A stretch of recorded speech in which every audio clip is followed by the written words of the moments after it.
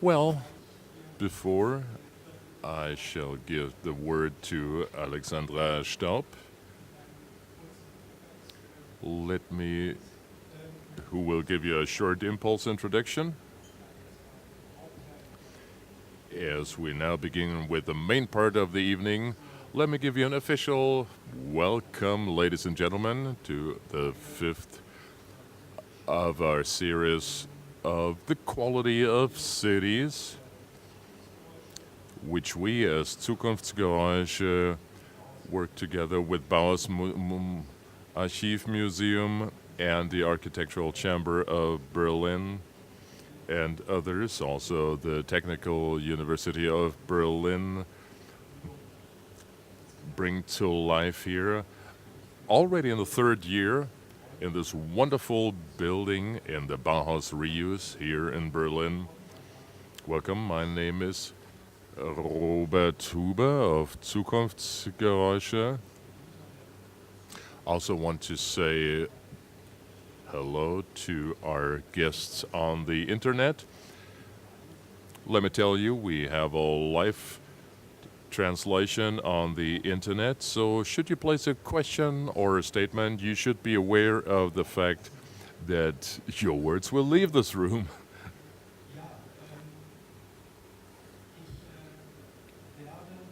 Well, I shall briefly tell you a little bit about this series of the evenings we held this evening. We're talking about performativity, emancipation, integration of the city society. The quality of cities series deals with the genesis of urban spaces, and we're dealing with facets of emancipation and also living together in the urban society. We're talking, there is a large international debate on migration today. So we're dealing with integration also on the subject of the differences in society and religion. And this evening deals with the whole bandwidth of integrational processes and tasks, potentials, and also hindrances that we face as an urban society. Urban societies, we're bringing it up as a term, as we did in our introduction, that the urban society is a subject as such by itself. These processes take place between different areas of functionality of the city, like progressive, conservative, poor, and rich. And also, for example, between men and women, which is also very significant in the differentiation, in the duality, and also between, of course, the individual and society. We have conflicts, we have relationships that manifest themselves in the performativity of the city. Just give you one term, the manifestation of society in buildings. And we're going to talk about this today. We looked back about industrialization and how the modern citizen of the city evolved. We're talking about the life of society. And this discussion has been going on for more than 100 years. The duality between the individual and society. We're trying to be a source of information on these subjects. And we're talking about innovative aspects too. And we reached the term of performativity and the built nature we live in the city. Well, ladies and gentlemen, let me introduce you to the participants of today's discussion. So we can start with the discussion, the panel discussion straight away, in order to avoid a little break here. Let me tell you about the subject of today's evening, but prior to that, about the titles of the subjects of the previous evenings. All of these evenings have been recorded. Just go to our website, bauhausreuse.de, or also architektenkammer.de. And you also find it with the Bundeszentrale for Politische Bildung. We're talking about reservedness, intellectuality, and a blasé attitude. What qualities foster integration? We had prominent guests here dealing with these specific subjects. And you can also check out our introduction that we had to today's evening. And our second evening was a little bit more theoretic. We're talking about system theory, the perspective of society, differentiation and inclusion as a process of society. We're talking, Ilse Helbrecht was here also. She could not come. Christine Edmeyer was here of the Architectural Chamber of Berlin. And the third evening actually dealt with the term of performativity, also where it came from, and also how emancipation evolved in our society. It's just to give you that term again, Stadtluft macht frei, City Air makes free, with Elka Frischer-Lichte and other prominent guests here. And finally, after these 3 evenings, we were talking about application of these terms that we had dealt with in the previous 3 evenings. The city narrative, Großstadtnarrative, the urban narratives, also in the image and in the movie. And before we deal today with the built city as manifestation of society, we had in the previous evenings Franziska Bollerei, Belinda Ruschiko, but she could not come, unfortunately. Daniel Schwarz was here, and Birgit Stepanski. And this evening was hosted by my co-curator, Helena Dudova. Thank you so much for that to my cherished colleague. With her, like in every year, I established a concept for the series. So this is our last evening of the show. We're talking about emancipation, integration, and space at the borders of the city and architecture. It might sound a little provocative. The question is, what architecture and city planning, typology, models manifest role models of power also between the sexes and also economic interests, where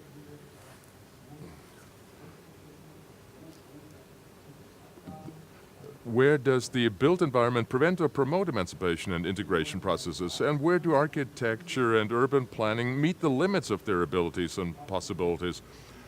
We want to explore that in today's debate, like we have in the previous evenings. Let's talk about the intention of the city planners and also the perception of architectural theory, as opposed to the usage and the character of spaces that evolved in time. And the term of the place as opposed to space is a different differentiation. The question is, where does integration live and take place and happen in earlier days and today? Where does integration live historically and today between the Gründerzeit and the large housing districts, between periphery and dense city quarters? We have legends here, we have the narratives that are connected to these questions. That was that in brief. And naturally, let's have a look at today's guests. First of all, to my left-hand side is Alexandra Staub. of the Penn State College of Arts and Architecture. She flew here directly from Pennsylvania. But you could call her a Berliner in a certain aspect. She was associate professor of architecture in the Penn State University, and she worked at the university in Cottbus here in Brandenburg. She studied psychology at Columbia University and also studied here in Berlin, city planning. So if you want to add something to it, please feel free to do so. Then let me introduce you to Tina Löw, whom you've seen in the introduction. She's a professor and doctor for spatial and architectural sociology. She worked for many years in the German city of Darmstadt. And I was surprised and happy to hear that she is now active in Berlin. She studied in Marburg and Goethe University. She made her promotion in sociology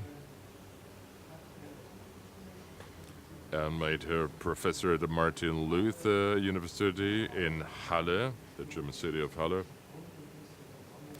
And she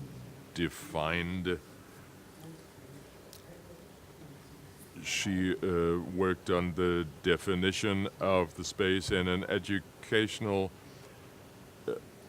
aspect. And let's talk about how that can be fostered, how that can be produced. There's a lot of literature that we can also recommend. Just have a look on the internet, on our website. And then there's going to be Gründerzeit, another guest here. She's an architecture since 1996. She is a senior architect in Berlin and Karlsruhe. She worked with Norman Foster in Wilhelmsloch, and she was teaching at the University of the Arts here in Berlin. And since 2001, she's a professor. Of course, she studied architecture at the University in Berlin here, also in Vienna, but also is a trained restaurator, which I find very interesting to mention. Of course, she's a member of the Architectural Chamber here in Berlin. And thank you so much, our partner, the Architectural Chamber in Berlin. And Ms. Sack deals with building in a broader sense about how society differentiates itself and influences the actual building process, how it does. The option of having structures that can be used on a multifunctional level. She's going to tell us more about that. And last but not least, there's going to be Dr. Bernd Hunger, who's already joined us, who's going to be in front here with us. City planner, sociologist here in Berlin.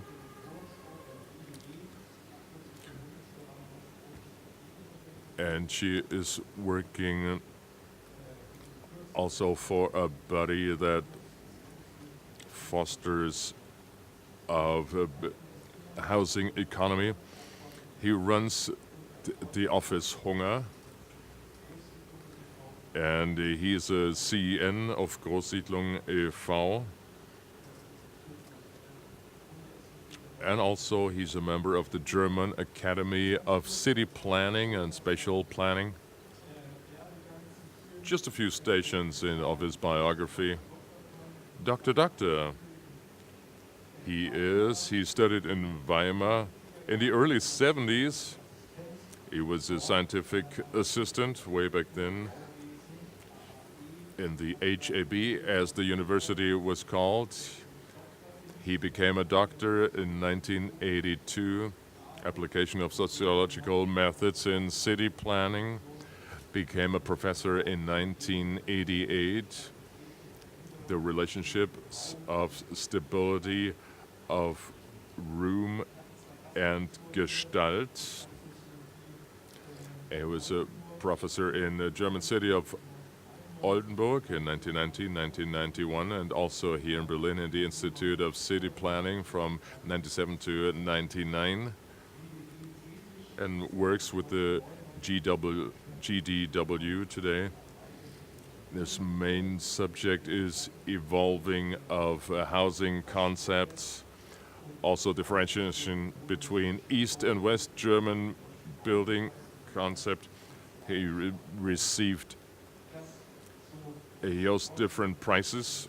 So that's our introduction of our guests, what you can look forward to, ladies and gentlemen. Now let's give the word to Alexandra Stauber. I hope I didn't forget anything. If so, just let me know, and I'll mention it later on. Thank you so much. Thank you so much for being here. Oh, thank you. Thank you so much for the invitation. The weather's not so good, so thanks a lot for being here. I didn't send you my curriculum vitae, but you gave a lot of stations of my life. Since 2001, I'm working in the United States, where I actually grew up.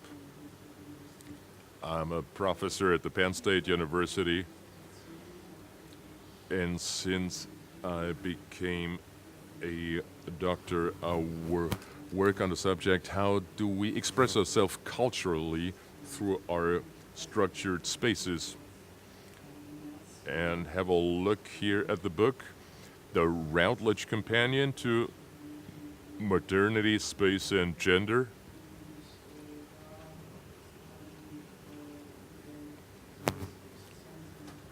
There's 22 authors to that book.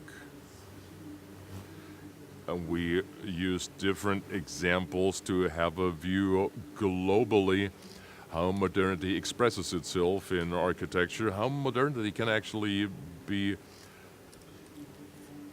defined in different cultural contexts. And also, of course, with an emphasis on gender, on a gender-oriented look. I was writing a chapter on building of houses in the United States. Let me contribute a little bit on that subject. I'm working a lot with subjects, naturally, that deal with the United States.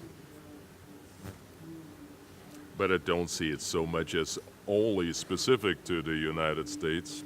We're talking about phenomena that are global, and also in the different projects that I worked on in the last years. There's a lot of tendencies that you can find in different cultural contexts, in different national contexts all over the world. What you can find in the United States, you can sometimes find in a similar way in different countries also. What I want to describe today, and what I also dealt with in this chapter that I wrote for this book, is a hyper-capitalization of the structuring of space. A room is constructed, a room is built, a space is built, that is defined a lot by the capital that's available, determined a lot by money.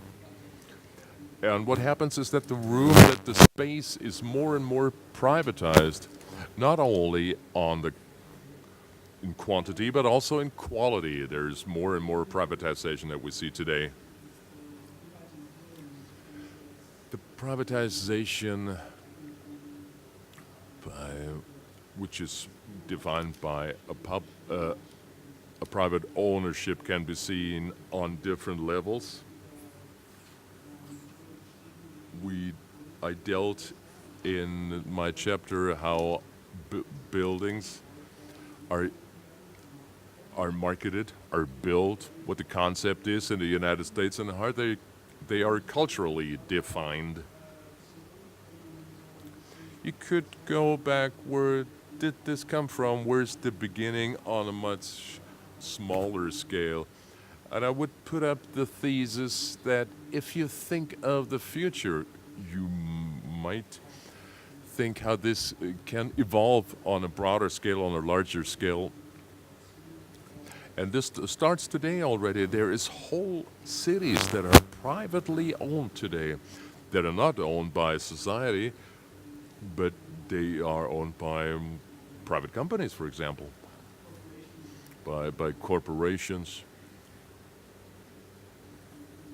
or maybe even by a billionaire. This is reality already today.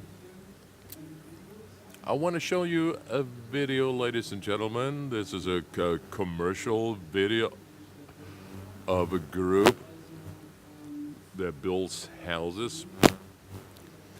Have a look at how the family is depicted here. This is supposed to be a very typical, a very happy family. It's oriented much towards the lady in the household. Can we stop it briefly? Thank you. Okay. Let me start with this video here. This is a commercial. It's commercially used by this company who builds and markets houses. Most in the United States, what's being built right now as living spaces is financed and built by large investors. And often you have these suburbia communities that are planned with a little center of this suburbia and infrastructure to this community. And then, of course, a lot of houses. If you have a public park, it's solely for these gated communities. They do not always have a gate as such, but often there is a sort of a border that makes clear that this is a different gated community, a different society. Let me point out a few things about these videos. The video shows the house, but more. Shows the lifestyle that you can expect if you move into that building. It's a very young, hip family. It's also very much shown from the perspective of the woman, because these commercial videos are targeted at the ladies. It is the mother of the family here. You can see she's working at home. She's got her home office. There's no necessity to commute someplace else in order to work. She can do everything on her computer in her home. And there's a large emphasis on family life here. And ladies and gentlemen, have a look what rooms, what spaces are shown here. Have a look here after her household work is finished. She helps with the house, with the school work of the kid. And here is it. Also, could you stop the video, please? Thank you. And in these houses, you often have a space that's marketed as so-called owner's retreat. So the family who moves there finds a special space, which is an intimate space for the couple, for husband and wife. You see the master bed in the background. Of course, you always have a big bathtub, a large bathroom, very nicely made, and a big cloak with mirrors. You could call it a little apartment. Inside the big apartment is the realm where you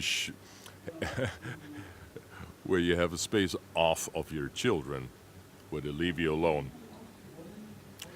Here you can see the roles the woman's supposed to play. Apparently, it's the husband's birthday, and the wife gives a surprise party. You see the social room, you invite people. And here, it's also very important.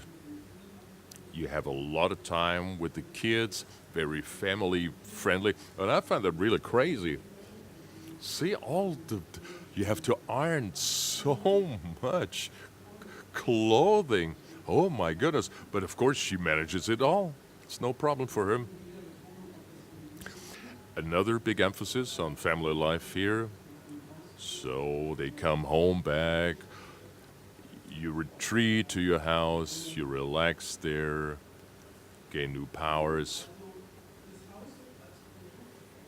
The house is marketed as a product that makes your life easier. And you see how life is supposed to be seen. You see all the housework, so much ironing for the woman to do. And then they say it's so easy if you have the right space, if you have the right house, you have your intimate retreat room with the husband, so husband and wife can their privacy also. You have your family life.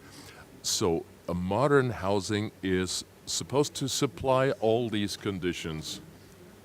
If we go to the next slide here, please. Let's go back to the start of the 20th century. This from a different chapter of that book, which I mentioned in the start.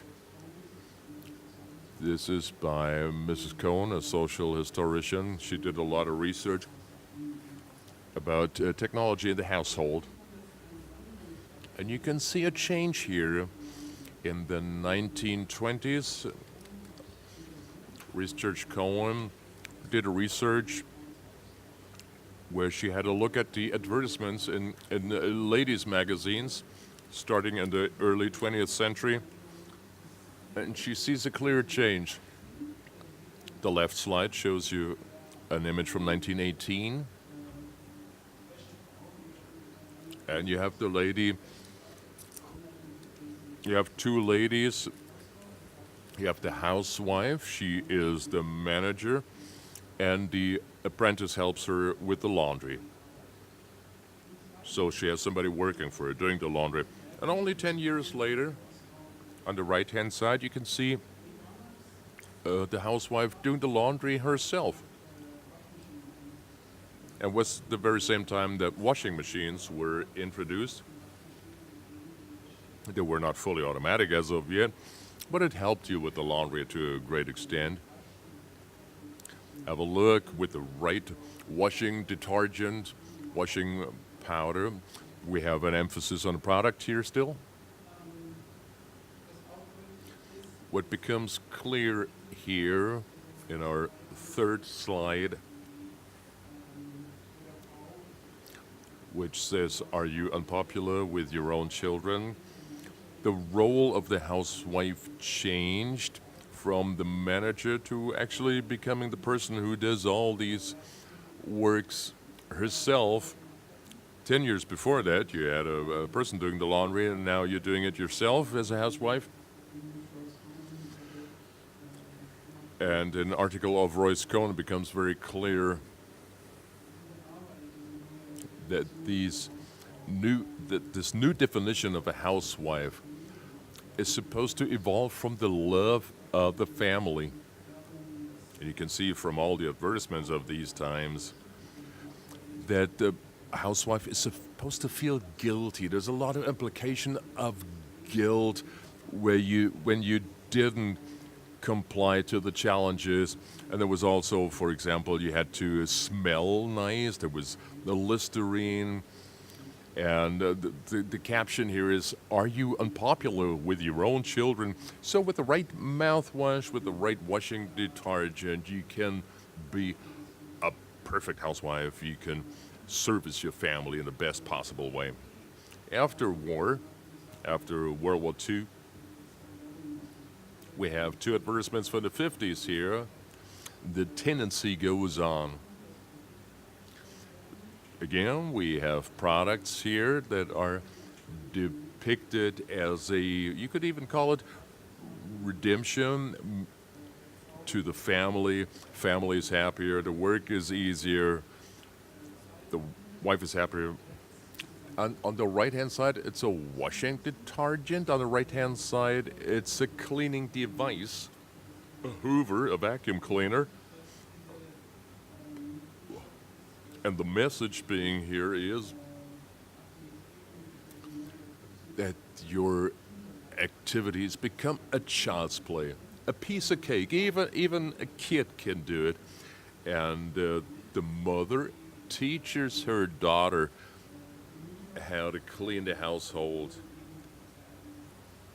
So the daughters can already learn how to become a housewife later on. That's the whole cycle here. But you not only see that with the products or also with the devices, but also with the whole rooms. Here you have an advertisement from 1957 of Hot Point All Electric Kitchen, where you're supposed to buy the whole kitchen. And this kitchen is supposed to save so much time that the housewife has more time for the kids. It's a little hard to read. Gain extra time for all your extra duties. And the duty being the kid who's waiting here. Let's move on. Think of the movie that I played at the start. The frame becomes broader and broader. First you have the right washing detergent, and the right perfect Hoover, the perfect kitchen. And now this is your optimal house. And you can see that in order to keep that structure established, the laundry, the perfect house, you still need the human factor, human work. You have all these machines who help you, but someone has to deal with these machines, switch it on, switch it off. The work's not becoming less. What you see is one of two things. Either the household wife still has to deal with it all, you're still the manager. The woman does all the cooking. Yeah, okay, the husband helped just a little bit, but the wife arranged a party for the husband. She helped school homework. She had her job. She did basically everything. This is like the fairy tale of women can do and achieve anything if they have the right kitchen device, for example. Or something else happens, is that you can actually have these tasks dealt with by other people. This is a house by Toll Brothers, a luxury brand. There's a new building near Philly that we see here. And of course, it's a large house. You need so many hours to keep up with it. And this can only happen in a normal case if you have people working for you. People come by and do the cleaning. If you don't have time to cook, for example, or to do the cleaning, then somebody will supply that, like a catering service or some call a pizza service, whatever. And these services that are on the increase in the United States right now, you have so many people who take care of your house nowadays. Your whole world of living is being maintained by service people. They're working on very low wages. And very often we're talking about women here that work in these fast food joints or the restaurants, or that are you cleaning women. That means we actually came back to where we were in the early 20th century, where your service people wouldn't live with you in your house, but they're somewhere out there in society and they're still working for you for very little money, supplying all these services for you. And it doesn't work any other way. If you have a house like this, it is vast, it is large. Could be like 400 square meters, 500 square meters, that's my estimation here. To maintain it, to keep up with your everyday life, for example, if the wife has a job, only if it's a part-time job, you need services.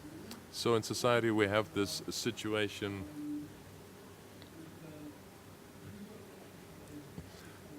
where this hyper-capitalization, which I want to call it, led us to a point where we need a society more and more where people have to be able to afford that, and others will have to supply these services.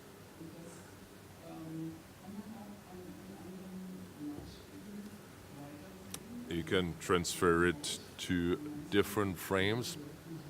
For example, a house like this often is located next to other houses like this in a gated community.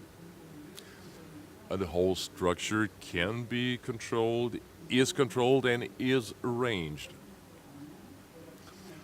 You often find public spaces or former public spaces that are now included in this house.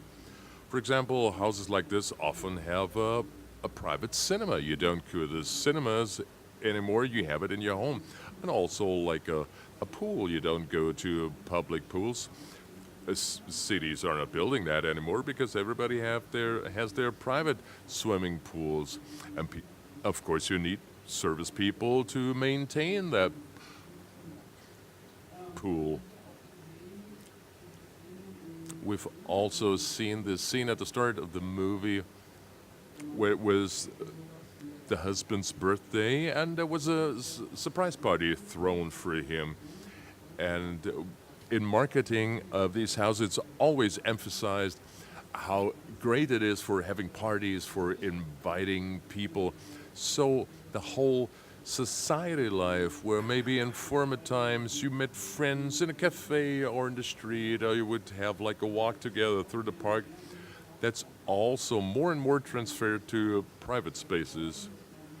And these houses are marketed in such a way. Hey, you can have your party in your private house. You have a lot of space. You have a private kitchen there.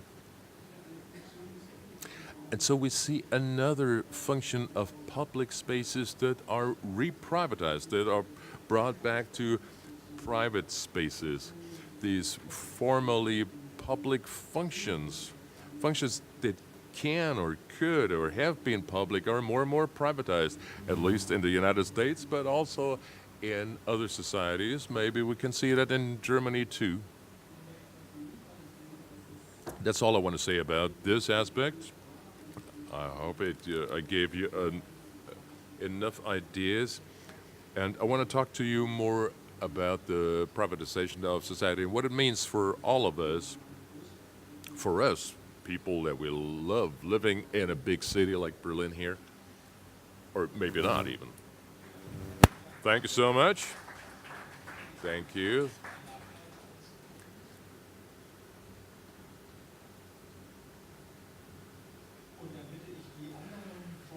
And may I ask our guests that have been introduced already to come up to the front with me?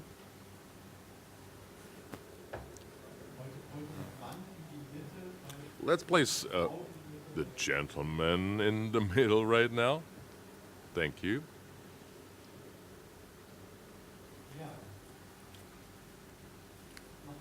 Well, welcome again, ladies and gentlemen. Welcome to our guests. We've heard this introduction.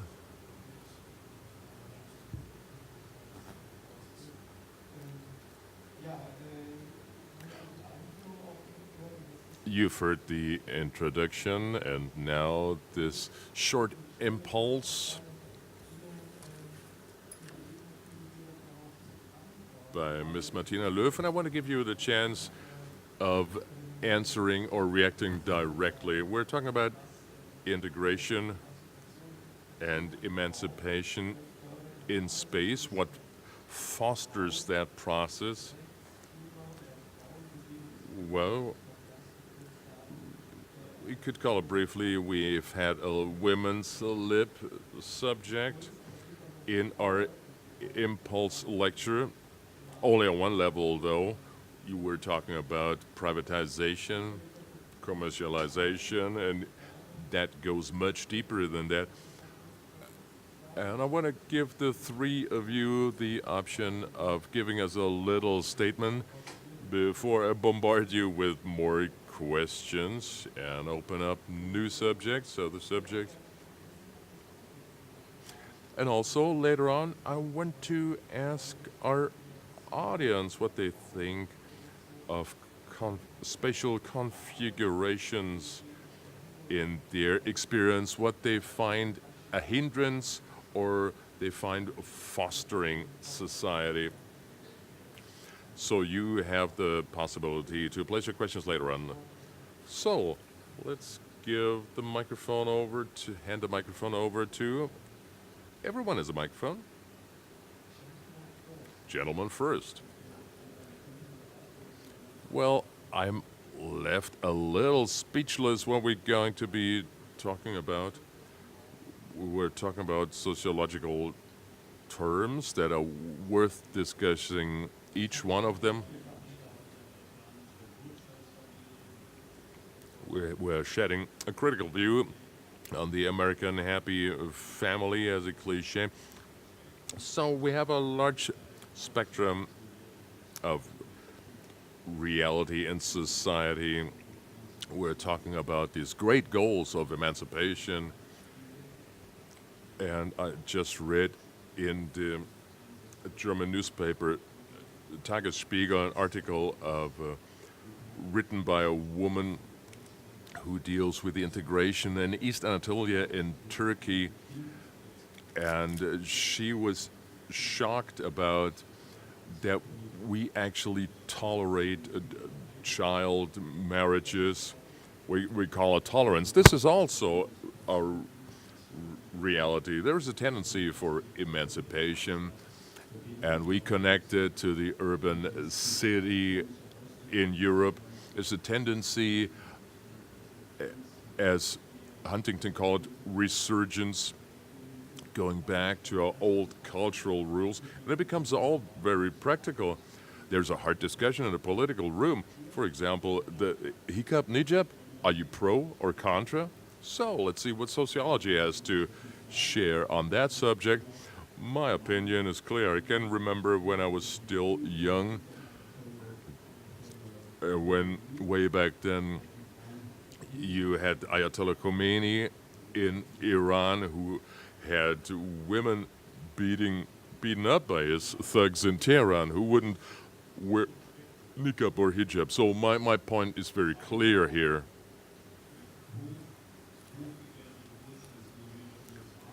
So we're talking about the wealth of the United States, and we can also talk about, these very different societies. Well, you could say it's the pluralism of life. But what is our goal of this discussion? May I add another question here? How is it in reality, you asked? And the reality you described. And before you answer to that, let me bring it all together. You described a reality that's very precautious. You have people here who deal with the perfect house. And also, you mentioned that there is a different reality. You could call the perfect household the VIP reality, the haute volée, the high society reality. But the problems that are connected to that are also mentioned. You have the happy 1,000 on the top, but also this fosters a low life of people who work for little money, who supply all the services. And of course, they have to live somewhere too. If there's no public baths, no public swimming pools, where do the service people swim? They don't at all, probably. So we don't have to have a look at Iran. Of course, that's an extreme example. But we see that on a smaller scale here. I think that's an excellent point you just made here. I see the larger subject, the larger question, privacy versus public life and life. Let's have a look at the structures here in Germany. They are changing as well. It's not only a subject of the United States. All the subjects are dealt with in a more aggravated manner. I had a sabbatical here last year, and I held a lot of speeches and a lot of discussion with people from many European countries. And I've encountered the fear that society is falling apart.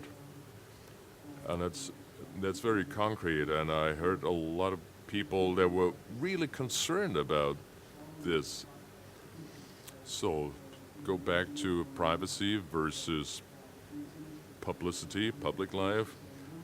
We still have social housing here in Germany, for example, which I find very positive. It doesn't exist in the United States. Hardly does exist in the United States. These are questions. How do we actually decide what the society still has to finance or do? Yes, I want to add that we maybe should place a tighter, stronger focus on the subject. We were talking about the periphery. We want to talk today about emancipation and integration in the city. This is our subject, I think. What you introduced us to is a luxury problem of the haute volée, of the happy few. How does it look like in the city? The question is, who finances our buildings, building programs, and the diversity that we're talking about? Of course, for me, being as an architect, how does it actually look like? Are we not captured? Are we not in a cage of our housing systems that do not evolve? We as people are much further evolved. We're still living in these small structures, in these housing models. Is there a change in building? People are much faster and smarter, and the society is evolving much faster than the city planning, than the house building. Let's give the word back to Bernd Hunger.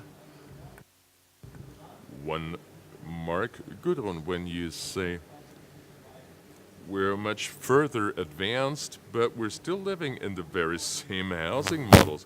If I look at today's production about real estate language, how real estate is marketed, how the city is made attractive, we're filling the gaps with houses. And when I have a look at the billboards, I read the very same stories and slogans and advertisements that I've seen in the movie. Luxury, father, mother, child. So that surprises me. Is that still a marketing tool to work with these cliches? Well, to be honest, I don't understand that criticism. No, that was no criticism, but it was a question. Everybody's looking at Germany, and I was wondering about our wealth. Let's just say other regions of the world that look at the dream country, United States of America, or even the middle of Europe, with admiration. We have to accept that. It's a fact.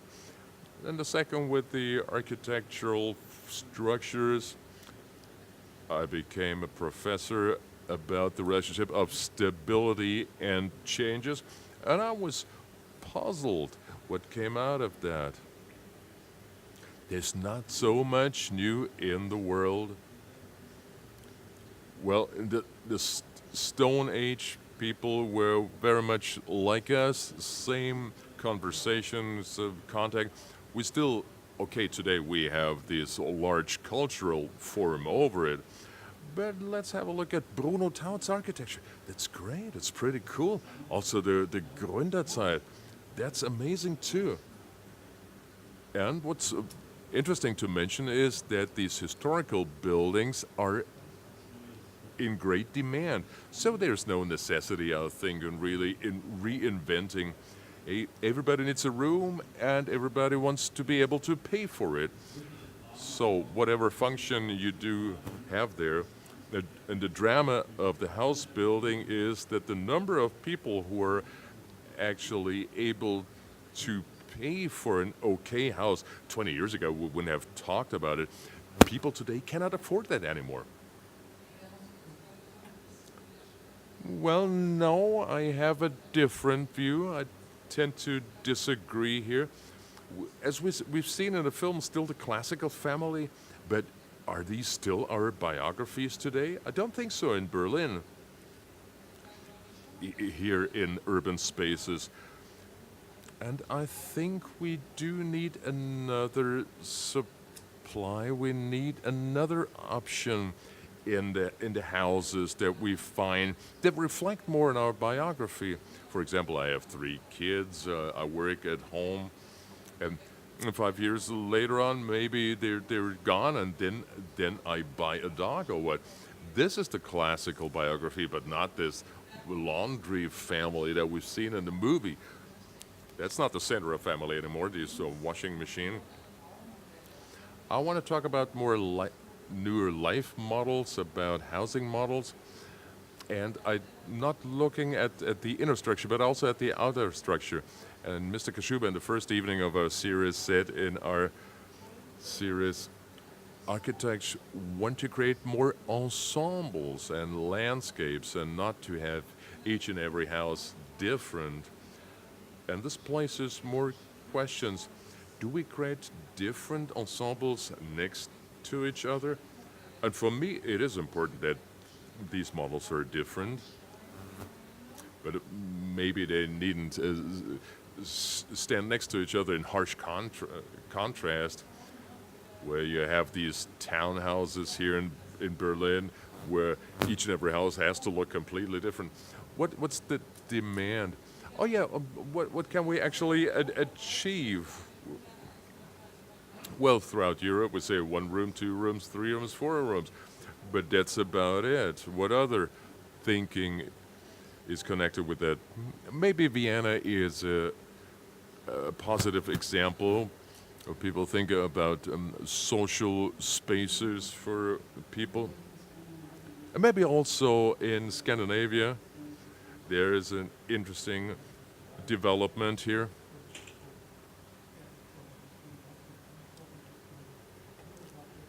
Marcel Kashuba, you mentioned him, where architects want to create whole landscapes as opposed to dealing with small problems of an individual building. Well, I could plan these exciting landscapes as long as the inner structure is also diverse. The question is, what do I want to achieve with that? What improvement can be achieved? And you said it has to be visible from the outside, so the walls, the facade of the house is also an important aspect. What quality is achieved there and shown there? Martina, please. Oh, I just wanted to add on that. I understand it pretty well when you as an architect says something very active socially. We need flexible structures. We need flats that can actually react to people's life situations, different biographies. What we heard in the speech of Alexandra Staub is that let me give you an example. No girl at the age of 11 says, oh, I want to get to know a guy, he's got 3 kids, and after a couple of years, she's going away and I'm on my own and buy a dog. So these are the dreams we've seen in these movies. We have to have a look at these two sides. We know we we're living in a world constructed for two sexes that are binary, that are in a duality, and they're white. We've seen that in a film. We've seen how a mother acts with a daughter and with the son in a different way.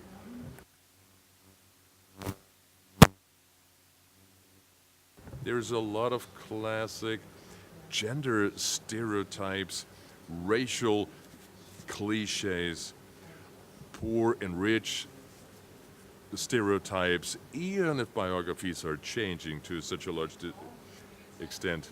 What the dream you were mentioning, I didn't have that, to be honest with you. Well, my daughter came to school, and she said, "Oh, a friend of mine said, I have four mothers." And for me, as a Berliner, it was clear. Oh yeah, it was two mothers, and no father, but four mothers. It's a normal life situation here in Berlin already. So we're not this detergent, washing machine, and Hoover story. We don't want to give it on, hand it over to our daughters. Then I prefer the dog. Well, but still, washing detergent is sold in such a way. I don't have a look at these commercials. But the people who make these advertisements apparently do not know about our reality so much. Well, 21st February at Palais am Funkturm, we gonna have a prize award ceremony. I invite you cordially to show there. A city planning prize is handed over 21st February. What we had two models that fell flat. In the 70s, we tried to have these flexible structures, but none of these structures have actually been changed. And the second model was also from the 70s and 80s. What prices did builders get? And the houses that work worst is actually these houses who were meeting the demands of the people way back then in the 70s, 80s. They're the least flexible. So you have to have a certain amount of neutrality. You need a certain neutrality of the structures. But of course, you have to have different types of that. Don't forget, 10% of the population move houses each and every year. So if, as a house owner, as a society, as a company, you have to look at your people. For example, if the grandma cannot go up to the first floor anymore, let's give her another flat that's on the first floor. So we have to have a lot of options, and the larger companies also dealing with these subjects. Yeah, there was a term you mentioned. I want to go into more details. Let's talk again about the elderly lady who cannot climb stairs anymore up to the fourth floor. I had a little look at a few things. We want to mention in the previous months, we had to talk a lot about refugees here in Germany. You came up with a subject too. Let me use that in order to establish a little relation with these terms. We're talking about 1 million people. So integration is a subject. We will face a lot of questions. Where do they live? What will their housing situation be?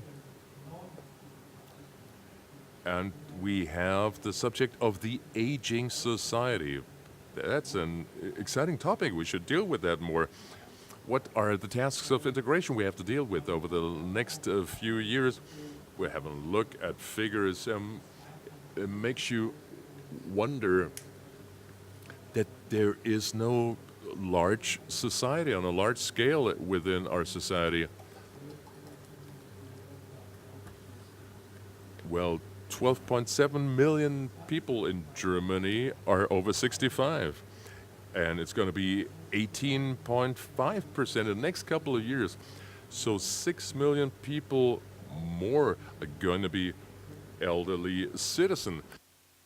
We don't know how much of them will need assistance, but we're talking about assistance and old age people care. These are problems our society is facing.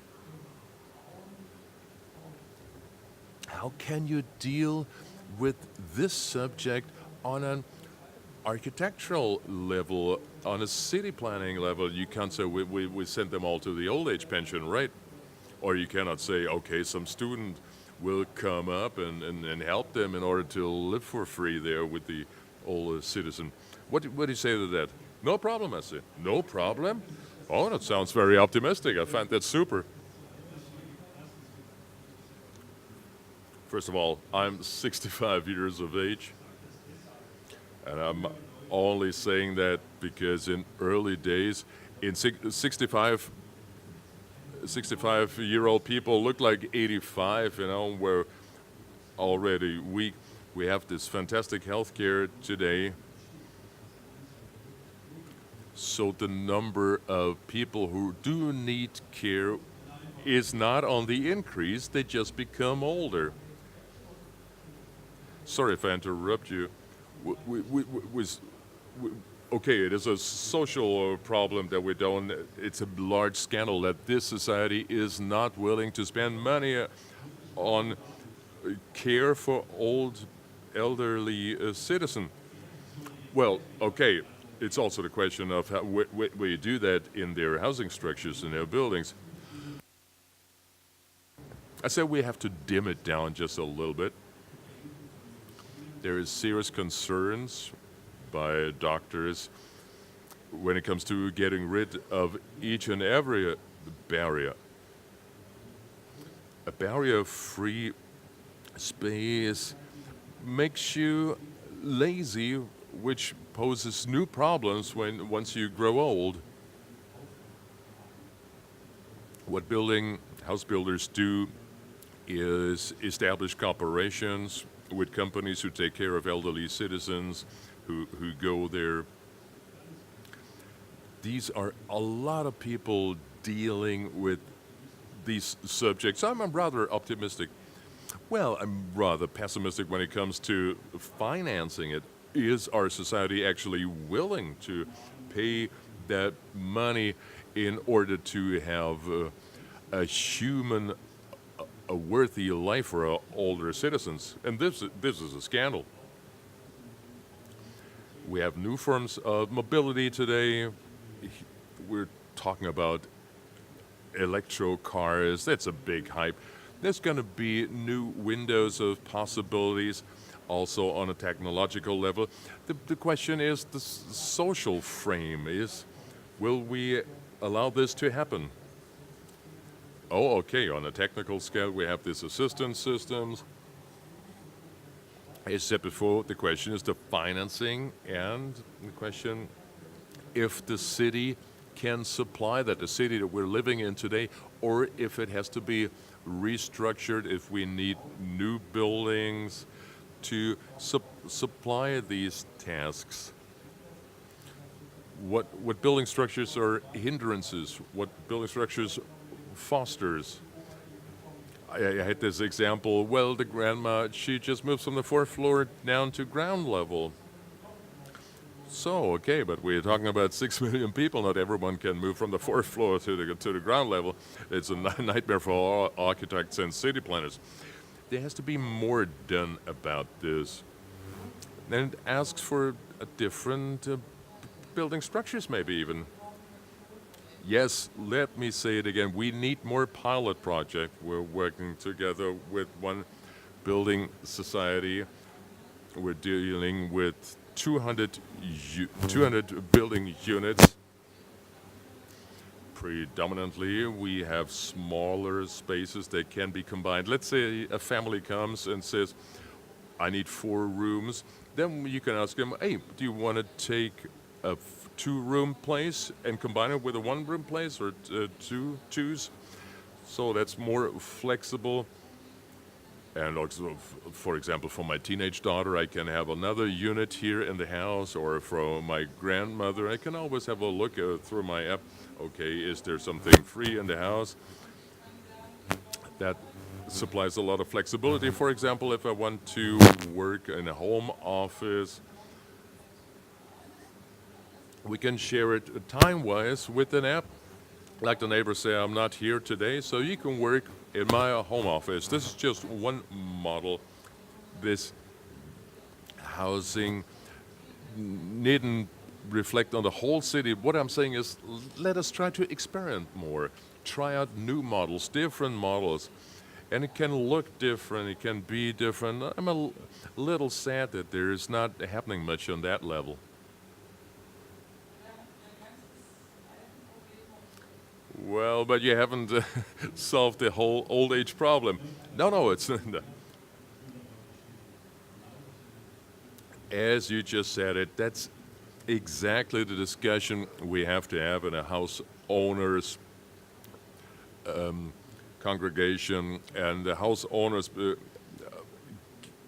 getting some pressure through these problems. Of course, maybe I have a different view to you. I see the positive examples more. And I think because there is so much pressure, and you have your Genossenschaft, where people together own these houses, somewhere between private and public. And the company I work for has 2,000 of these Genossenschaften, which means 2,000 commonly owned buildings. Pilot projects are important. Let me add some water to the wine. Pilot project always reflects on the dream of architects to solve problems of society within one building. You mentioned the 1970s dreams of architects before. It was only thought out on paper, and it didn't turn out to be the right recipe for space. Another important aspect is who pays for that. You mentioned the Genossenschaften, these ownerships of houses that are between public and private. We're talking about emancipation, integration, and these living spaces. Let me use the term space unreflected. How is that produced? Is it a product that's marketed as a product? And we were talking about Songdo, the example last year. Let me mention that again. The question I want to raise is, what life model can emancipate himself there in the frame of the financing? You have investors, you have public companies that own, you have building groups, like they can afford these private pilot projects. And we're still talking about these Genossenschaften, what's rather special in Germany, where a lot of people together own houses and form a body. So we have an architectural production, a production of building structures in the height, in the width. We want to establish certain models in which humans can live their own life and emancipate themselves. Was that it? You accept my question? Okay, do we have another question? I didn't want to interrupt you there. I think the question is not only who finances it, but who decides on what is being built and how is your pilot project going to look like. What I've shown you in the movie here is a situation where it all is very strongly determined by the market and very little by the user, by the owner. So you see that house and then you think, okay, I want that because I do not know anything else. And also the commercials have told me all the time that I need this, I want this, and I like this. Let's talk about public spaces here. Public spaces are not produced anymore in your example. What idea do we have of spatial production, of the production of urban public spaces? What is your criticism there? Well, my perception is that we have two main moments that changed thinking. First of all, it becomes more and more clear that architects do not build houses on their own. Architecture is a co-production. And so many people are involved, you even get dizzy just thinking of how many people are included. Of course, you have the person who gives the money, but you have to deal a lot with technology, with technicians, building sites, logistics, and what comprises the building at the end of the day. What we call architecture is a co-production in very many aspects. And now there's the second momentum. We are thinking about how do these buildings constitute space? So we have to ask the people who use these buildings. Not only the building, but also with the surrounding of the building. What connects these living spaces? Sometimes you wonder, do you live in an apartment that ends at your windows? Or is not the tree in front of your windows so important to your apartment as such? So this is a question. And I think that's the point you started at. This is also a co-production of very diverse forces. You could pose that question, do kids live in the very same space as their children? The flat and what's around it, in their experience, is what the kids experience so similar to what their parents experience within these spaces? And who did the architects have actually in mind when they come up with this structure? Is there cultural differences? Is there a difference between the sexes?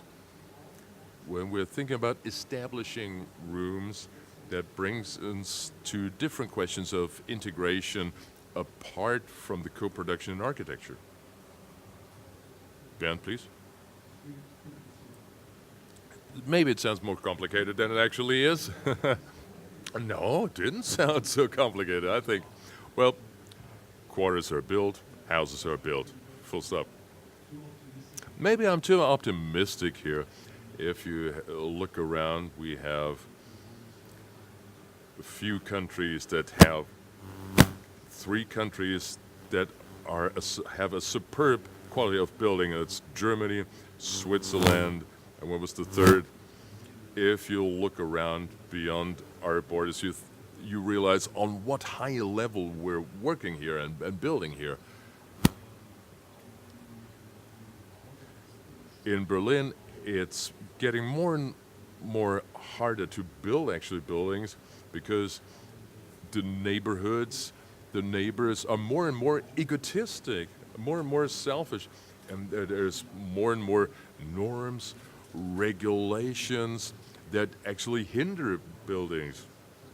For example, with the trees, you cannot build houses.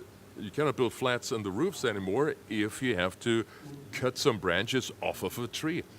That's crazy in Berlin right now.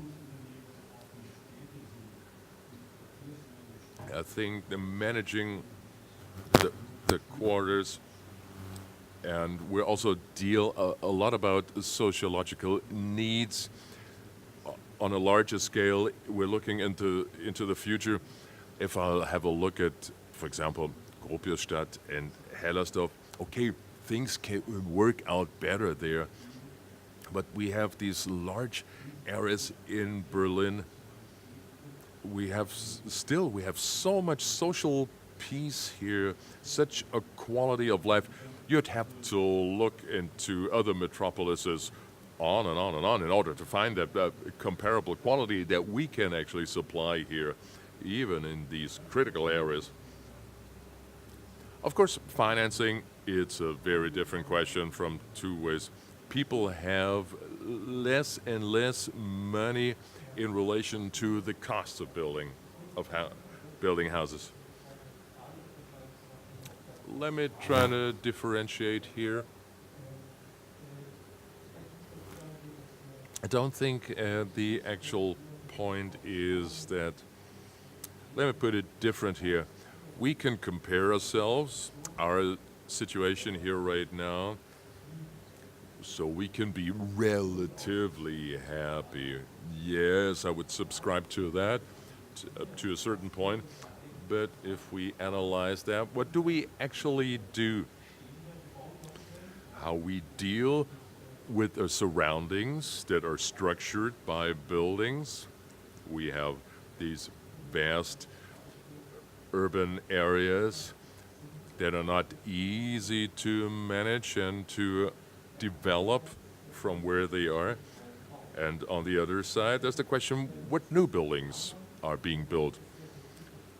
We're not complaining if we shed a critical view and wonder what rooms are being produced, reproduced, what buildings are being made. Of course, we can say, yeah, it's good up to a certain level, but we have a discussion here right now this evening. So let's put our finger on the wound just a little bit, and we're not playing down our advantages and successes here. I find it interesting to see that people in different life situations, children in different life situations, have a different experience in these structured rooms. You could say, okay, that's just normal in the life. You could say, yeah, the kid, the teenager, the adult sees these spaces with different eyes.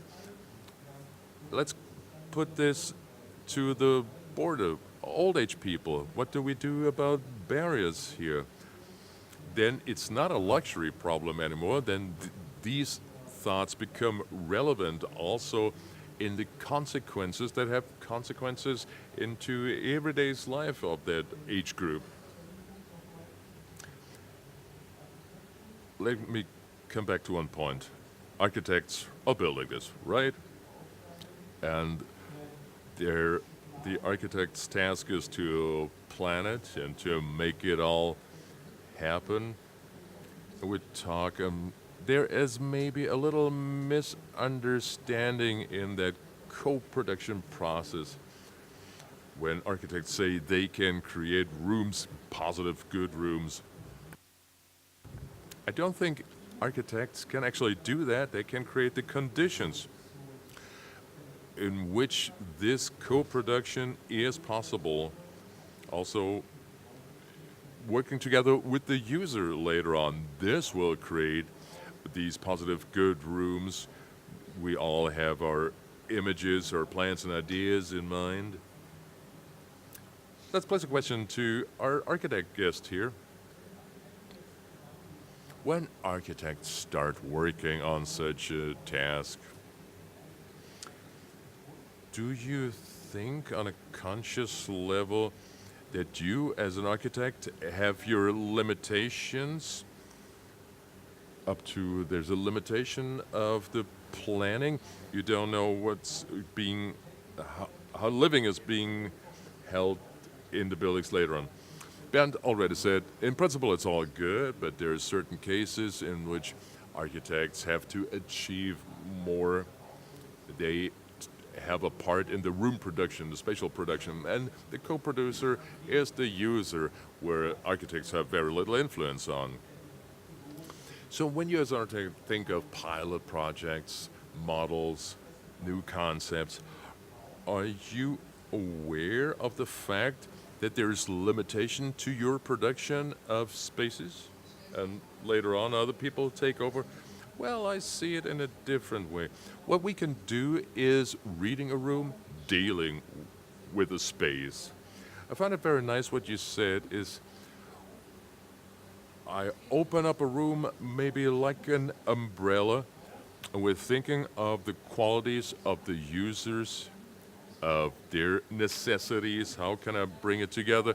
Maybe I can place the window there that I can also read the tree from inside my room. But of course, my hands are bound. We're not allowed to think so much anymore these days. We have Excel charts, and they pop up if there's something room with the square meter number 1, 2, 3, 4 rooms.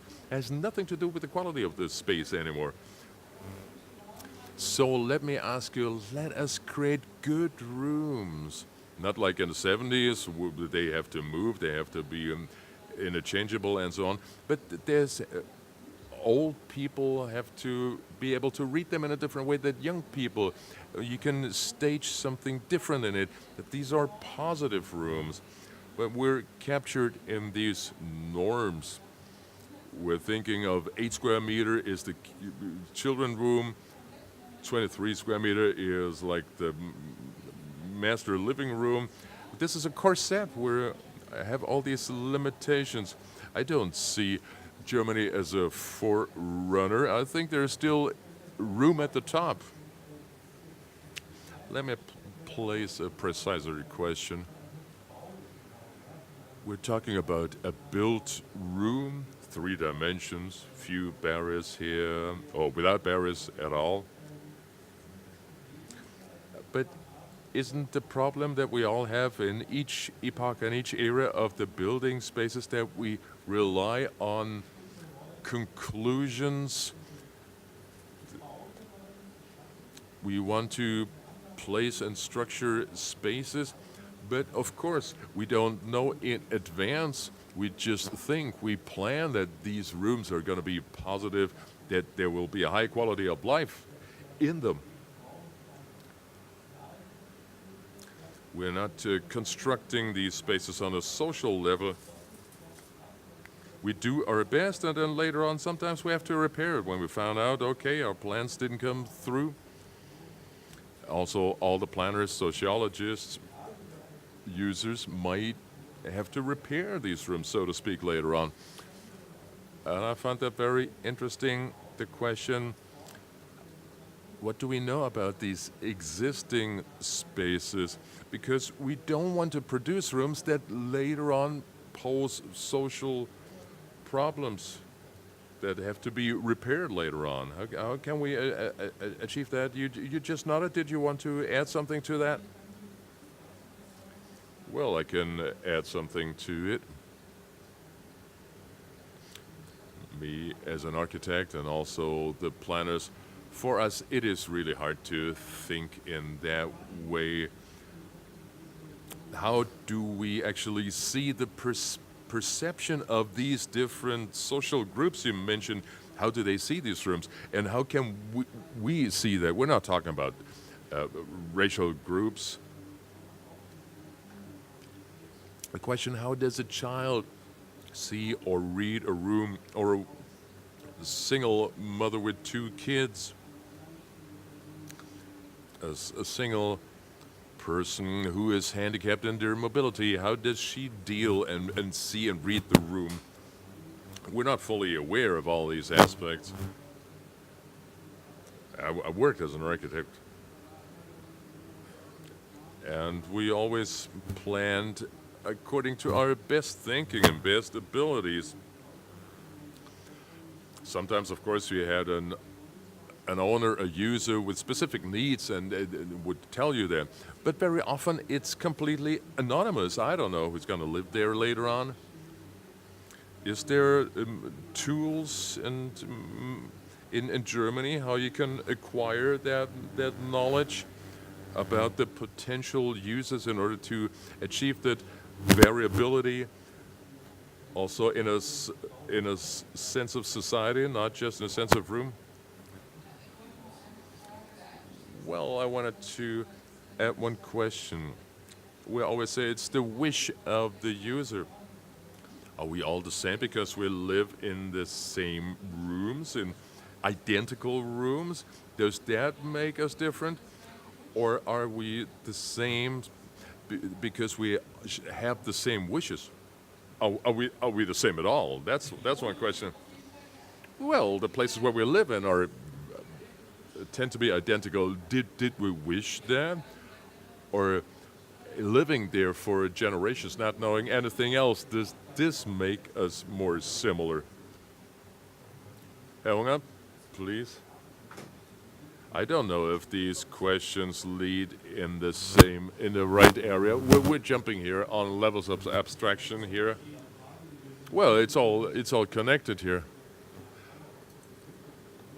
Well, what your question poses the wish for eternal happiness of the people.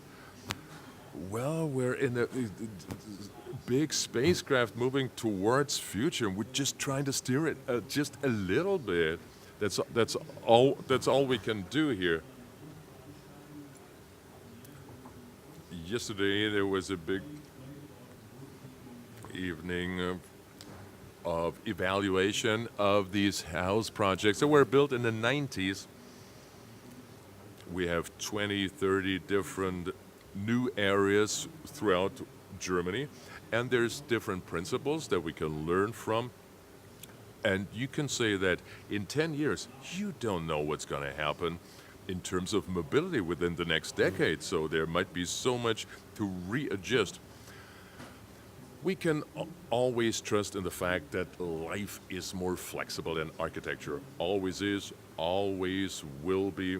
Like the Gründerzeit buildings, no one intended their today's use way back then when it was built. And you can ruin every house by having the wrong people there. And you can also market each large building by clever furniture to a wealthy target group. So rooms are very flexible. That's something you could learn. You have to have robust, basic systems. This was a big mistake of these Großsiedlungen, of these big areas. They were supposed to make people happy. They were planned from A to Z, and this is why all these mistakes happen. If just a tiny little factor goes astray, then the whole concept falls flat. You have to be aware of the fact that you make mistakes, preferably such mistakes that can be repaired by life later on. If there's one big mistake was the integration of the Russian Germans. People came to Germany from Kazakhstan. They were used to live from their gardens. And what did people do with them? They put them into high-rise buildings, no gardens, no gardening. No. So that was a terrible mistake. This mistake wasn't made when we had all these war refugees after World War II. They got their little garden in order to grow their own crops and so on. So I think there's a good chance of rooms adapting to modern needs. That's why old cities still work so well. I found that question very interesting. If rooms move us, if they determine our life up to some extent, or if they are just an expression of how our society is working at the time being. Of course, there's always the idea of the society that is a manifestation in the building, like 8 square meters for a kid, or it may be 10. Is that your idea of childhood? Kids need room is a rather new idea in a historic context. And of course, your second idea behind it is kids need less room than adults. Then you have your own bathrooms, no bathing tub in your living room. So there's also modern principles of hygiene. And then you have your concept of a couple. In deconstructivist architecture, you try to place a column in the sleeping room so you couldn't have like a double bed in there. Just small interventions just to show you what idea of a couple we have by establishing the master bedroom. I don't think these spaces are innocent, you can say, and they can be redefined only up to a certain level. And we come up with a lot that's been determined. If you were right, then the cores of old cities were not inhabitable. No, they were changed to a great extent. Come on. So many more houses were demolished. That's what I actually mean, this constant repairing, working, and updating structures. Well, it's fair to say that these old historical city centers, how they are seen today, is always seen under these certain narratives. And you need people who live there. But if you use it in a commercial way, then these historical city cores lose their history. The challenge is, can people still live there? Of course, there's a lot of renovation behind the facades, but in a completely different way. We're talking a lot about living spaces also within your apartment, within your flat. For me, the question is a completely different one. I worked a year in Berlin. I had a sabbatical year. I lived here in Berlin for a year, and I found it great. I had a very small apartment. And there were so many spaces that I could reach by public transport, by bus, also within walking distance. Very lively spaces, spontaneous spaces. I could just go somewhere and something was happening. I was in midst of life. And I didn't have to pay for that to enter these spaces. Maybe sometimes I had to pay buy a coffee. But these were public spaces determined in a spontaneous way by people congregating here. Also, like here in this saloon, there's also no entrance fee. This is just an offering, an offer still paid for by public money or by sponsors. And for me, that's a very important factor when it comes to living quality. Like when I sit at home, okay, I can read a book or listen to my kids arguing and so on, but I want to go out. I want to explore the city. And I think that's the connection of your living room. It goes beyond the tree in front of your window too. It's how you are connected to the city, or what you find there, what you perceive there, what you feel there. I think that's a crucial point here. Yeah, that's right. You compared the United States to Berlin. You know both situations, and that's the quality we have, even though if there's so much criticism about the European city. We still have in a city of short ways. You can reach so many places even by walking.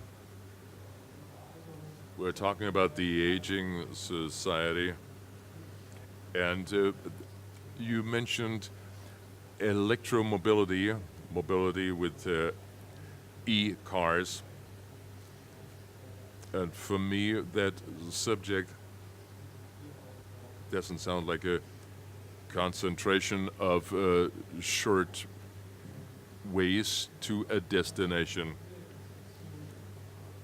If there's no direct comment to this, I would like to open up our view to our audience who have been listening to us. And are there any question? Can we have a little interactive discussion, like a game even? We've been discussing about living, housing, barrier-free living, the question who produces, who finances, about poor people supplying services to rich people, all these different spheres that foster or hinder housing quality. When you think of the title of today's evening, the borders of the city and architecture, for you, what helps emancipation, integration, or prevents that?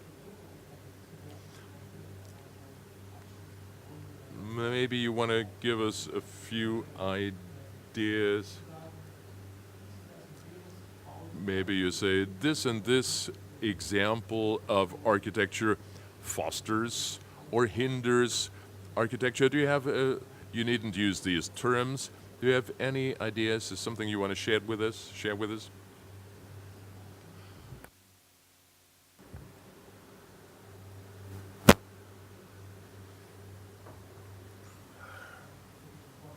Yes, please, here in the front. Good one. Would you be so kind as to hand over the microphone?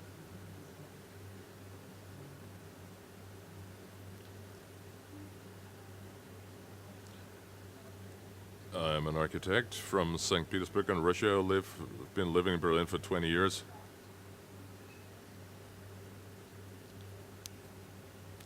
This city has been offering since the industrialization, since the 19th century, offers a large typology of living.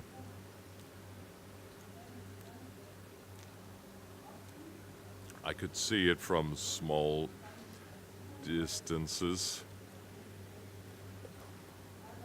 I could say that people from Kazakhstan, from Turkey, all these migrants find a good place to live here, and that's the quality of a city like Berlin. And about the pilot project, I've been working in Paris,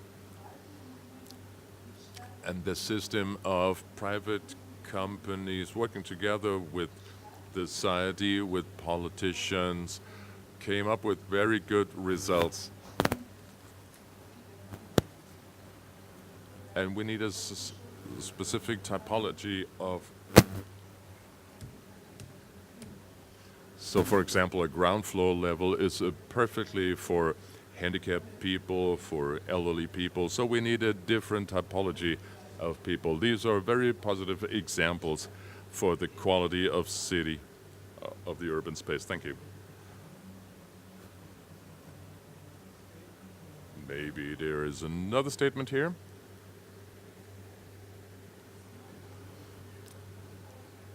You said that you don't need to pay an entrance fee to public spaces, but we're paying tax. Is that not just entrance fee as well? In order to access public spaces, you pay taxes.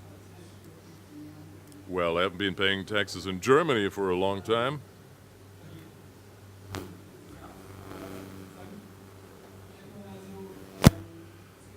Let me say, there's a lot of people who do not pay tax because they earn too little. There is a threshold, but they can still access these public spaces, and so the others pay for them. You pay according to your income. For example, if you run a business, if you have a restaurant and you place your chairs and table in front of your restaurant, you have to pay for that. So public room is not for free. Well, you could say this is a fair exchange because that restaurant owner, he has to pay a special fee, but he also makes a business there. Maybe there's the principle of solidarity at work here. People who pay taxes pay for the pathway that others walk on who do not pay tax in a gated community. That would be probably very different. The majority of people would pay for the pathway that you are not allowed to walk on, as you're not part of that gated community.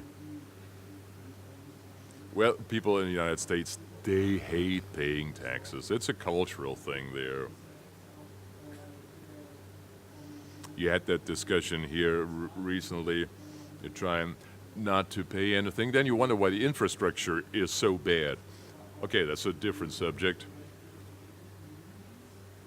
But there is this phenomenon that gated communities pay through tax money for the infrastructure. But this infrastructure is only accessible to people who live there. So the developer, they use public money in order to build something that only people who pay to live there can actually use that. I see that in Germany it's still different. You have much more access to public spaces, free of charge, and you're free to go there. It's not only in the United States. If you have a look at societies that are growing fast, like China and India, you have the phenomenon of gated communities in an extreme way. We have a form of gated communities and privatization of public spaces driven to extremes already. Is there another question, Mike? You have the microphone. You want to say something?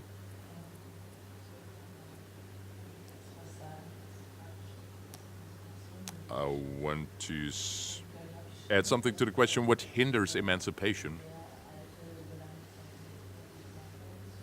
We're talking about power levels that are an old tradition, power structures. Herr Unger, when you say things are running well, are you aware of the fact that you say this from a very privileged point of view? You're a white, good earning male, and by that you have a certain position, and we should talk more about power structure in the public space that find their manifestation in public spaces. I'm interested if you have a view on that.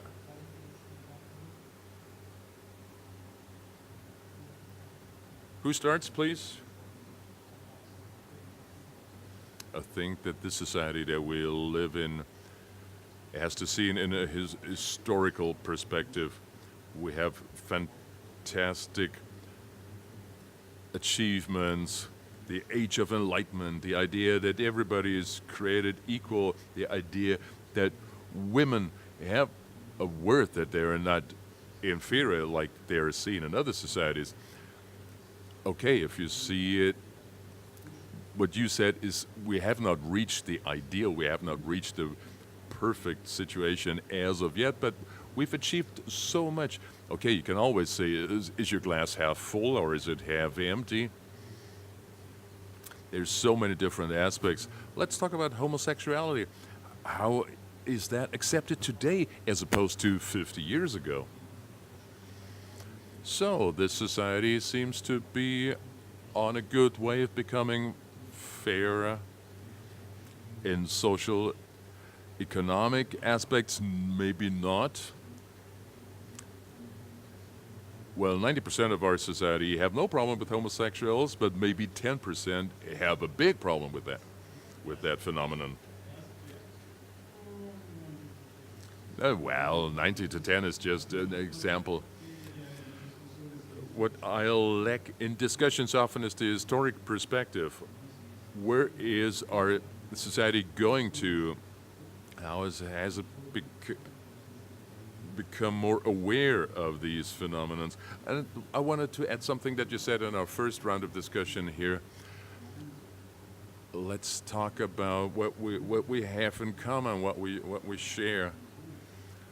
Maybe we've reached a point where it's necessities of very different groups become more and more important, and the trust between these different social groups could become less. And you could also say, okay, they have their privileges, I want these privileges as well, I don't want to lose my privileges, and so on. So that's another question that's posed. So these are completely different structures. These are the problems that I see, the divergence, the dividing in society, the dividing factors. Okay, let's bring it back to an architectural example. I hope that I don't make any mistakes here. We were talking about norms today and what norms hinder new buildings and so on. I was dealing with these problems 20 years ago already. We're talking about special toilets for handicapped people. That was a big discussion. And people said, why do you need another bathroom? Come on. Today, it's common sense. I would agree with you there. It's clear for everybody that the people on the wheelchair need the bathroom as well. Of course, the only bathroom we have here is a barrier-free bathroom. We're following the discussion about the gender toilet. Do we need like a third toilet? A big scream in society? Why is that so? It's nothing new to me. We have something evolved with norms and qualities. Okay, there's a third door, maybe a fourth door. And there's another big discussion like, oh, society is going down the drain, you know? I can understand that the barrier-freeness is a subject that each villager even knows about and is aware of that. But there's new problems now, like with the transgender bathrooms. So there's different views on the half-empty glass and the half-full glass. But please, you wanted to add something to that?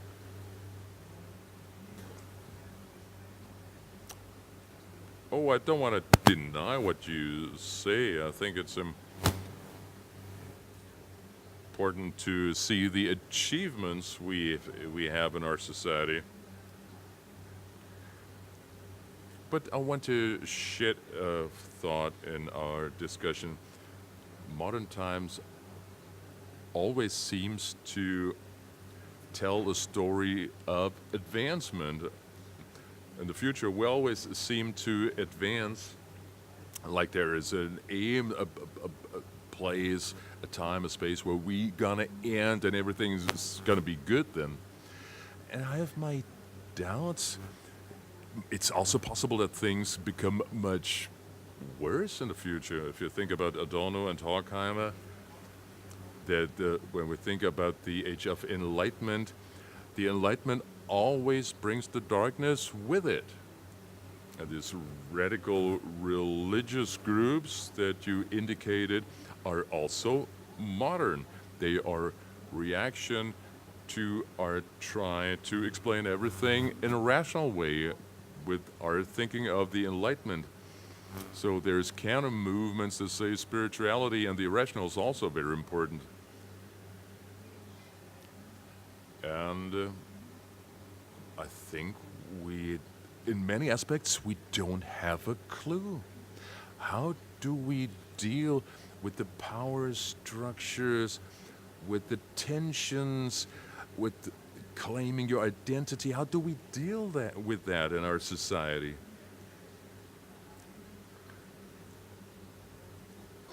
Well, society is not per se positive because it's heterogeneous, because it's different.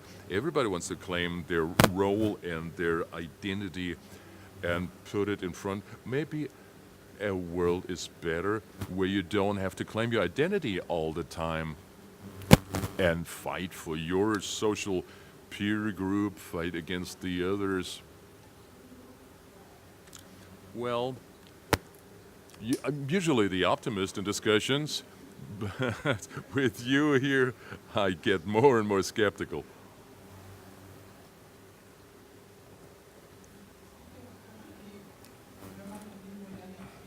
Well, when you think of modernity, also in the architecture, modernism is defined also about always redefining, creating new all the time. Well, this is as nice as it is also a big task. It's a lot of work. It's also an aspect of our society that it's too large a demand for some people to follow on that path of innovation, and so people go back to spirituality and so on as a counter reaction to that. Against the constant innovation, don't want to place any value to that, but this is my perception.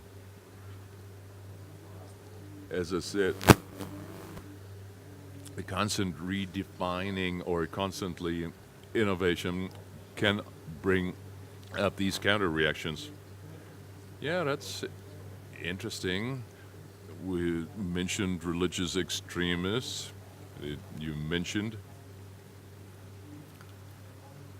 and we were talking about defining your identities. We have these counter movements. They are very different, but they take the same stand of an erratic, irrational stand. They try to come up with a deeper, older, ancient wisdom. But all these groups, it's a pretty single-dimensioned and rather similar. What's the difference if you think it's okay to beat up women or not? Well, let's have a look at the reality of society. Sometimes you have to look at these, knock at these people's doors and say, hey, that's not our standard here to beat up women. That's our cultural standard here. And yeah, we have to keep up our identity. We had to work a lot for that. It was 100 years ago. It was completely different in our society too. And I would like to see us holding up our values. Maybe I can tell you a little story of my school days. Well, often examples make a thesis clear. The house building society, XYZ, were looking for a facility manager, and they were asking refugees,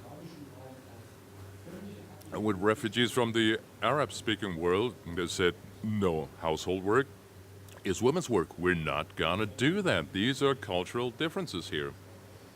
If it's different in 2 or 3 years is another question. But these are things I'm not very optimistic about. Our cultural history is very deeply rooted in us. Over the time, it changes just a little bit. I didn't want to interrupt you.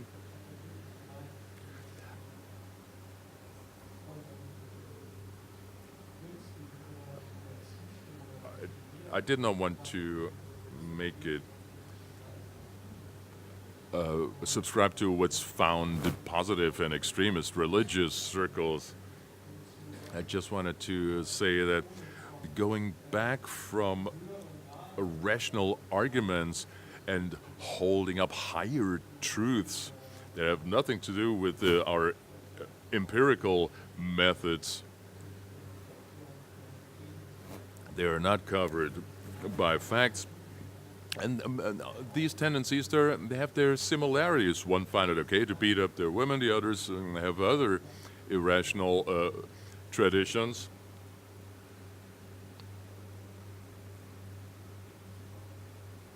We're jumping back and forth in the levels here.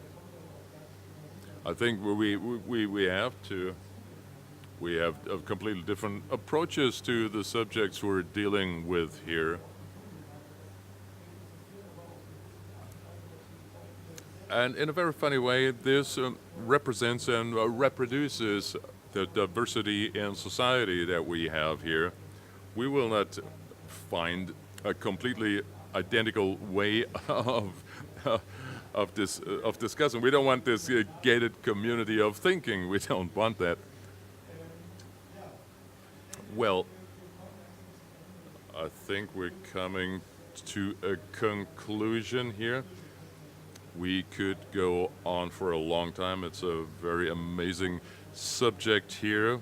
Once you dive into it, there's so many things I would like to add and mention. We cannot do that. We can only hope, ladies and gentlemen, I hope you subscribe to that hope that we find a similar format in which we can get deeper into that subject, maybe two people of one opinion or two people, two opinions, and then we're gonna have a strong, stark discussion with a lot of facts.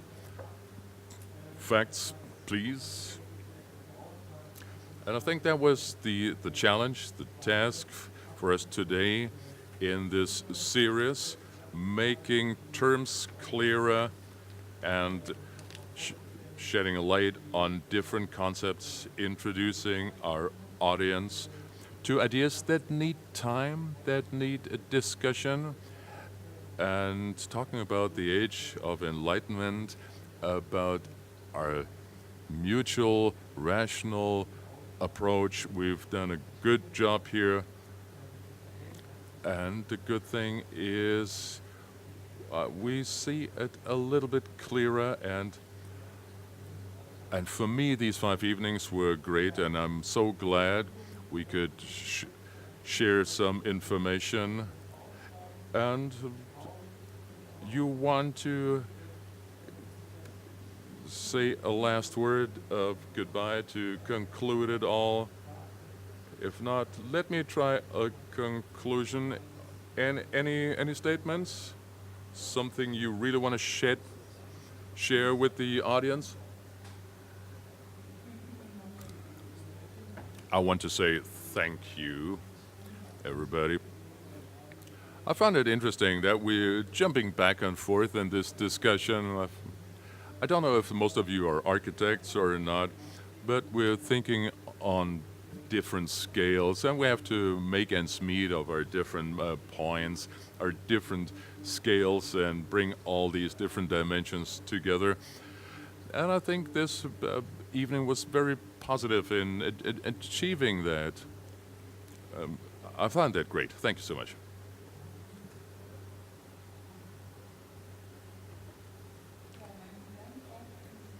Thank you so much also, because you made it clear to us that Emancipation and Integration is on a good way. As Mr. Hunger said, we have some achievement here in Berlin. We have a certain diversity to integrate us, to emancipate us.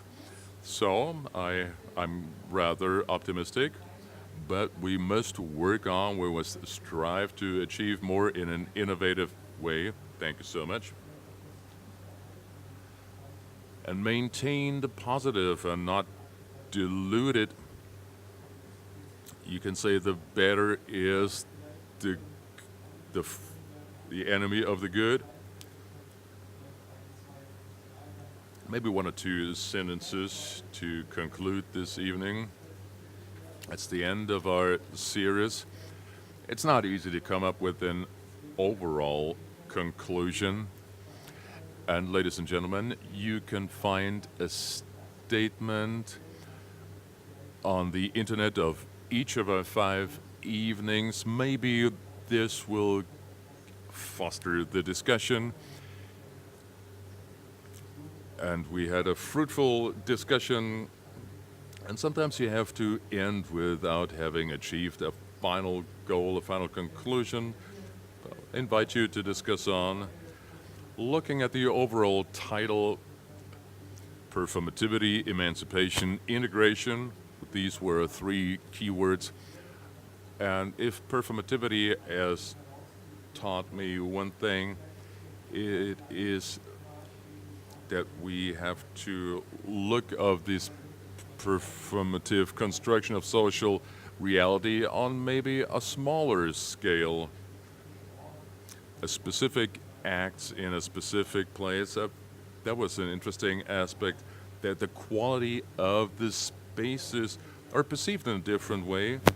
We compare Berlin with other cities, and this comparison is also a motor of innovation. If all cities would be equal, there would be like smart cities, of Frankenstein cities. We don't want to rank the city marketing or fight for the best places or the most expensive housing. Something else that performativity theory teaches us is that we have to make the politics have to deal with a pseudo identification with society. So you have the people who own dogs, soccer fans, or car owners.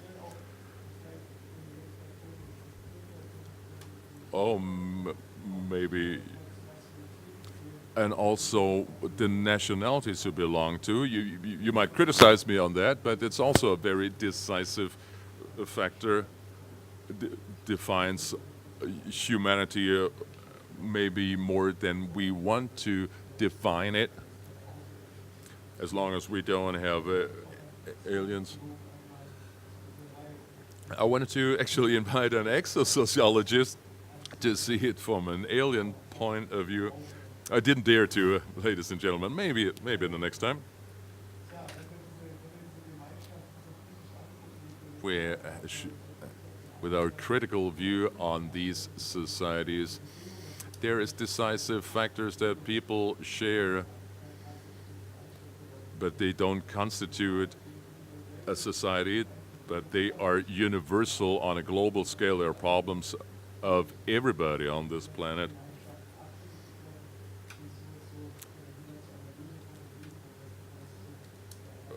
So we're not solving problems, but create new problems. It's some impulses in order to solve them. Of course, we need a different way and a different style of media reproduction of these narratives. Of course, if you only have your media campaigns and conveying the feelings and so on, it is a lot of, doesn't bring you that far. Last evening, held by Helena Rudova, she was speaking out for a more democratic media production also. Of course, I'm not speaking in favor of big data, but more of a decentralized media production.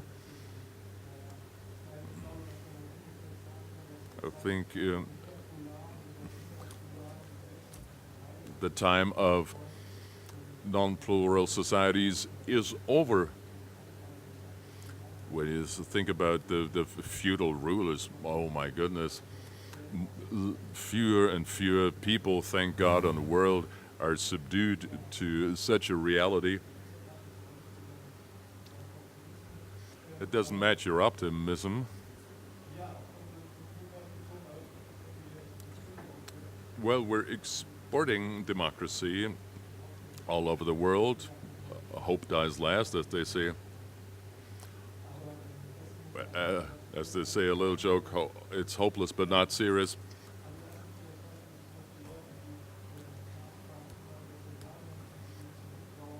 Well, only few people will think that today is worse than later on, than the earlier times. Ladies and gentlemen, your translator is reaching its intellectual end. Sorry for that.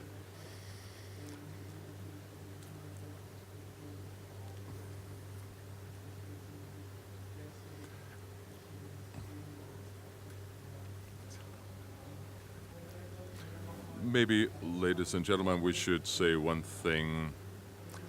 People are afraid of losing their own identities. We mentioned that. It could be a fear that also mobilizes people, that we as modern citizens, if we go back to the first evening, we wanted to overcome, we want to see overcome.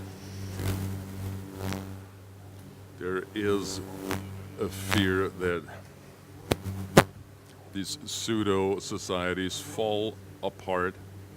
I don't think that's a fear that will come true. There's the dialectics of performativity. We need these norms of society to have a solid ground for society to act on, always on the basis of shared norms. Maybe we need a new definition of these norms of society, so there's always a downside to it. There's different truths, like alternative facts that come into being through these mechanisms. And that's the downside of the modern society.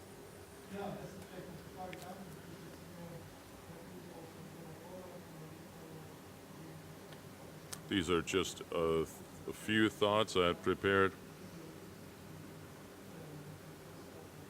You probably want to go home now, ladies and gentlemen, after this beautiful evening. Thank you so much for listening to us. Have a pretzel, have a glass of wine. Thank you so much to all our team. Thanks to our guests, Alexandra Staub, Bernd Hunger, Martina Löw, and Gudrun Sack, our experts and guests, and Helena Gudova, our co-curator, Peter Winter, a partner of Zukunftsgeraeusche, and our partner Architectural Chamber of Berlin,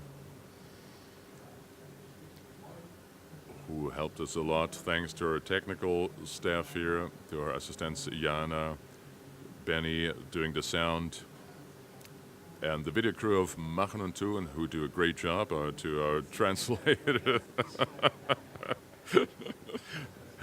Okay, nice meta level here. And also thanks to Kimberly here, who brings us a glass of wine. I wish you a pleasant evening. Great to see you here. I hope to see you next year in a different constellation here in the Bauhaus Reuse. Hope to see you again. All the best to you. Goodbye.